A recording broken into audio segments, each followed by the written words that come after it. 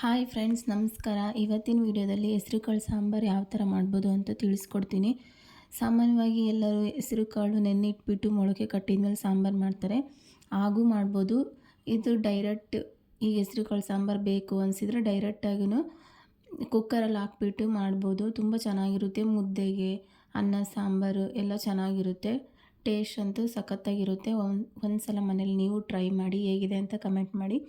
ಬನ್ನಿ ನೋಡೋಣ ಇದಕ್ಕೆ ಏನೇನು ಬೇಕು ಅಂತ. ಅಂದರೆ ನಾನು 2 ಈರುಳ್ಳಿ ಕಟ್ ಮಾಡಿ ಇಟ್ಕೊಂಡಿದ್ದೀನಿ, ಮತ್ತು 2 ಟೊಮೊಟೊ ಕಟ್ ಮಾಡಿದ್ದೀನಿ. ಇವೆರಡೂ ಸ್ವಲ್ಪ ಎಣ್ಣೆಲಿ ಫ್ರೈ ಮಾಡಬೇಕು.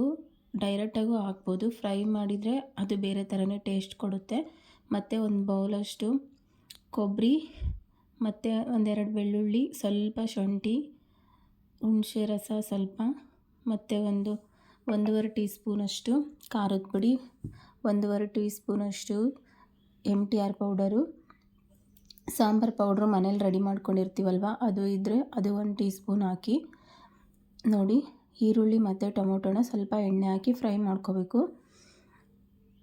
ಚೆನ್ನಾಗಿರುತ್ತೆ. ಫ್ರೈ ಮಾಡ್ಕೋಬೇಕಾದ್ರೆ 1 ಒಣಮೆಣಸಿನ್ಕಾಯಿ ಹಾಕಿ, ಸ್ವಲ್ಪ ಕರಿಬೇವು ಹಾಕಿ ಅದನ್ನು ಎಣ್ಣೆಯಲ್ಲಿ ಸ್ವಲ್ಪ ಫ್ರೈ ಮಾಡ್ಕೊಳ್ಳಿ. ಇದನ್ನೆಲ್ಲ ಮಿಕ್ಸರಿಗೆ ಹಾಕಿ ನೀಟಾಗಿ ನುಣ್ಣಗೆ ರುಬ್ಕೋಬೇಕು. ಸಾಂಬಾರಿಗೆ ಯಾವಾಗಲೂ ಮಸಾಲ ರುಬ್ಬಿ ಹಾಕಿದ್ರೇ ಸಾಂಬಾರು ಚೆನ್ನಾಗಿರುತ್ತೆ. ರುಚಿಗೆ ತಕ್ಕಷ್ಟು ಉಪ್ಪು ಹಾಕ್ಕೊಳ್ಳಿ, ಮತ್ತು ಎಲ್ಲ ಸಾಮಗ್ರಿಗಳನ್ನು ಹಾಕ್ಕೊಂಡು ನುಣ್ಣಗೆ ರುಬ್ಕೊಳ್ಳಿ. ಹೆಸರುಕಾಳು ಸಾಂಬಾರು ಆರೋಗ್ಯಕ್ಕಂತೂ ತುಂಬ ಒಳ್ಳೆಯದು. ಯಾವಾಗಾದರೂ ಆವಾಗವಾಗ ಮಾಡ್ಕೊಂಡು ಹೆಸರುಕಾಳು ಸಾಂಬಾರು ಊಟ ಮಾಡಿದರೆ ತುಂಬ ಚೆನ್ನಾಗಿರುತ್ತೆ. ಹೆಸರುಕಾಳು ಮತ್ತು ಸೊಪ್ಪು ಹಾಕ್ಬಿಟ್ಟು ಬಸ್ಸಾರು ಅಂತ ಮಾಡ್ತಾರೆ, ಅದೂ ಆರೋಗ್ಯಕ್ಕೆ ತುಂಬ ಒಳ್ಳೆಯದು.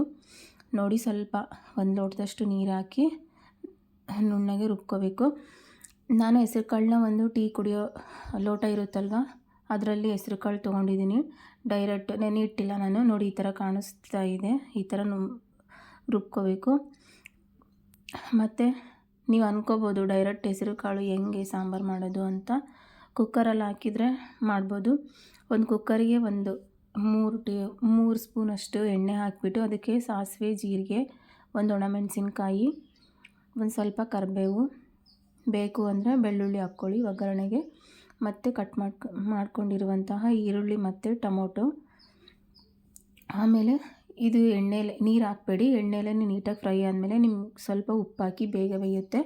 ಆಮೇಲೆ ರುಬ್ಕೊಂಡಿರುವಂತಹ ಮಸಾಲಾನ ಕುಕ್ಕರಲ್ಲಿ ಹಾಕಿ ಎಲ್ಲ ನೀಟಾಗೆ ಮಿಕ್ಸ್ ಮಾಡಿಬಿಟ್ಟು ಒಂದು 5 ನಿಮಿಷ ಕುದಿಸಿ.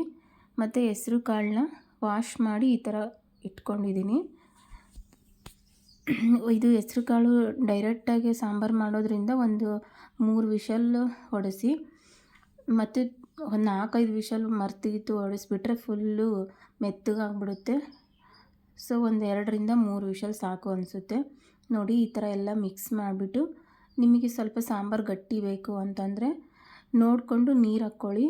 ಇಲ್ಲ ಒಬ್ಬೊಬ್ಬರು ತಿಳಿ ಸಾಂಬಾರು ಥರ ಇರಬೇಕು ಅಂತ ಇಷ್ಟಪಡ್ತಾರೆ. ಸ್ವಲ್ಪ ನೀರು ಜಾಸ್ತಿ ಹಾಕ್ಕೊಂಡು ಎಷ್ಟು ಬೇಕೋ ಅಷ್ಟೇ ಹಾಕ್ಕೊಳ್ಳಿ, ಮತ್ತು ಟೇಸ್ಟ್ ಹೋಗ್ಬಿಡುತ್ತೆ. ಟೇಸ್ಟ್ ಒಂದು ಸಲ ನೋಡಿ, ಉಪ್ಪು ಹುಳಿ ಖಾರ ಕರೆಕ್ಟಾಗಿದೆಯೋ ಇಲ್ಲ ಅಂತ ನೋಡಿಬಿಟ್ಟು ಬೇಕು ಅಂದರೆ ಇನ್ನೂ ಸ್ವಲ್ಪ ಆ್ಯಡ್ ಮಾಡ್ಕೊಳ್ಳಿ. ನೋಡಿ, ಫೈನಲಿ ಈ ಥರ ಕಾಣಿಸ್ತಾ ಇದೆ. ತುಂಬ ಚೆನ್ನಾಗಿರುತ್ತೆ. ಒಮ್ಮೆ ಮನೇಲಿ ಟ್ರೈ ಮಾಡಿ. ನೀವಿನ್ನೂ ನನ್ನ ಚಾನಲ್ನ ಸಬ್ಸ್ಕ್ರೈಬ್ ಮಾಡಿಲ್ಲ ಅಂದರೆ ಪ್ಲೀಸ್ ಸಬ್ಸ್ಕ್ರೈಬ್ ಮಾಡಿ.